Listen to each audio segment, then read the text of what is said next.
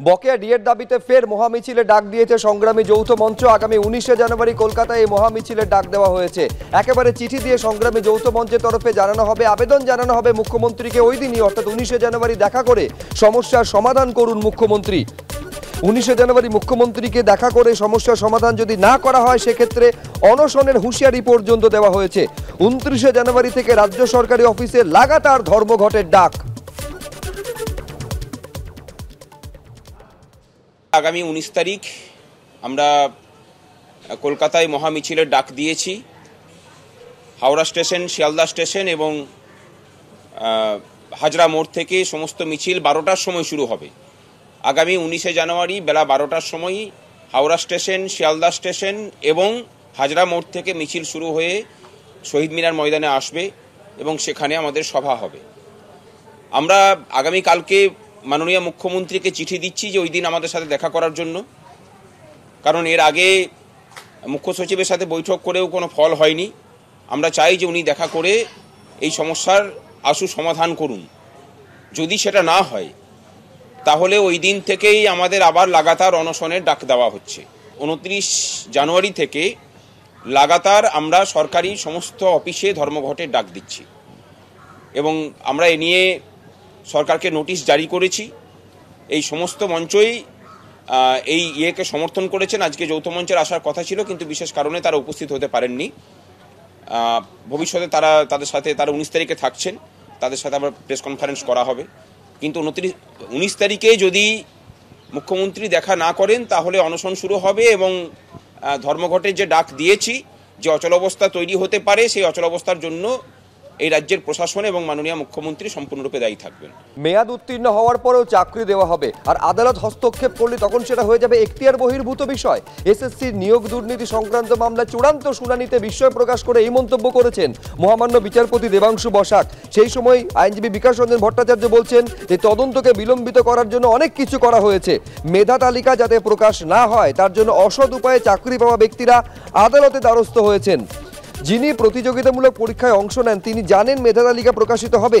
এই মেধা তালিকা বা প্যানেল প্রকাশ পেলে কিভাবে কারুর সম্মানহানি হতে পারে এই প্রশ্ন করেছেন মহামান্য বিচারপতি দেবাংশু বসাক। আরো বিস্তারিত আমরা এই নিয়ে জানবো, সরাসরি কথা বলবো আমাদের প্রতিনিধি সৌভিক মজুমদারের সঙ্গে। সৌভিক, এই যে চূড়ান্ত শুনানি পর্ব যখন চলছে, একবার দর্শকদের বিস্তারিত জানাও, কি হলো আদালতে, কেন বিস্মিত হলেন মহামান্য বিচারপতি? দেখো, তুমি জানো যে সুপ্রিম কোর্টের নির্দেশে কলকাতা হাইকোর্টের এই বিশেষ বেঞ্চ গঠন করা হয়েছে এবং সুপ্রিম কোর্টের তরফ থেকে নির্দেশে খুব স্পষ্ট করে বলা হয়েছে যে এই কলকাতা হাইকোর্টে এই সংক্রান্ত অর্থাৎ স্কুল সার্ভিস কমিশনের মাধ্যমে নিয়োগে দুর্নীতি হয়েছে এই সংক্রান্ত সমস্ত মামলার বিচার পর্ব সেটা 6 মাসের মধ্যে শেষ করতে হবে। ফলত আজকে থেকেই তার চূড়ান্ত পর্যায়ের যে বিচার পর্ব সেটা কলকাতা হাইকোর্টে শুরু হয়েছে এবং আজকের প্রাথমিক পর্যায়ে বিকাশ রঞ্জন ভট্টাচার্য যিনি কিনা যারা এখনো পর্যন্ত ধর্নায় আন্দোলনে বসে রয়েছেন তাদের হয়ে সওয়াল করছেন, আর অন্যদিকে কল্যাণ বন্দ্যোপাধ্যায় যিনি আজকে কলকাতা হাইকোর্টে বলেছেন যে যিনি সফল এবং প্যানেলে থাকা এবং বর্তমানে চাকরি করছে এবং তার পাশাপাশি কলকাতা হাইকোর্টের নির্দেশে প্রাথমিক পর্যায়ে চাকরি চলে গেলেও যেখানে সুপ্রিম কোর্টের তরফ থেকে স্থগিতাদেশ আছে সেই ধরনের চাকরি প্রাপকদের হয়ে তিনি সওয়াল করছেন। ফলত এই মামলার ক্ষেত্রে বিচারপতি দেবাংশু বসাকের আজকে 3টি যে প্রশ্ন বা 3টি যে পর্যবেক্ষণ সেটা কিন্তু অত্যন্ত গুরুত্বপূর্ণ। তিনি কিন্তু খুব স্পষ্ট করে বলেছেন যে চাকরির মেয়াদ উত্তীর্ণ অর্থাৎ প্যানেলের যে মেয়াদ থাকে সেই মেয়াদ উত্তীর্ণ হয়ে যাওয়ার পরেও সেখানে দেখা যাচ্ছে যে সেখানে সুপারিশপত্র দেওয়া হচ্ছে, নিয়োগপত্র দেওয়া হয়েছে, সেখানে সেই রকম ঘটনার ক্ষেত্রে কলকাতা হাইকোর্ট যদি হস্তক্ষেপ করে থাকে সেটা কি কলকাতা হাইকোর্টের ক্ষেত্রে তার এখতিয়ার বহির্ভূত বিষয় হয়ে যাচ্ছে?